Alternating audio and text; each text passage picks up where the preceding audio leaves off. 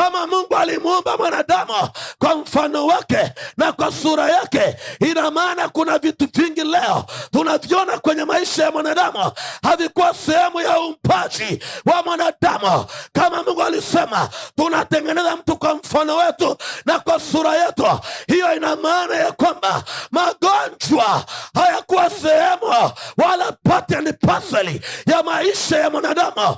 Magonjwa yalitokea mahali pengine, haikuwa sehemu ya Mungu katika uumbaji wake, haikuwa sehemu ya Mungu katika uumbaji wake.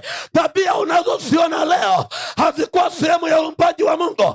Kwa nini? Mungu alisema na tufanye mtu kwa mfano na kwa sura yetu.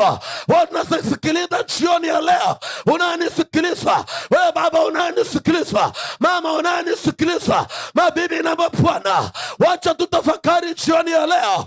Wakati Mungu anasema na tufanye mtu kwa mfano wetu, tufanye mtu kwa sura yetu, ni mtu wa namna gani aliyemuumba? Ni mtu ambaye hana magonjwa, ni mtu ambaye hana uongo, ni mtu ambaye hana udanganyifu, ni mtu ambaye hana hofu, ni mtu aliyekuwa na mamlaka, ni mtu aliyekuwa na utisho, ni mtu aliyekuwa na miliki, ni mtu ambaye alikuwa na heshima ya juu, ni mtu aliyekuwa na tawala uumbaji.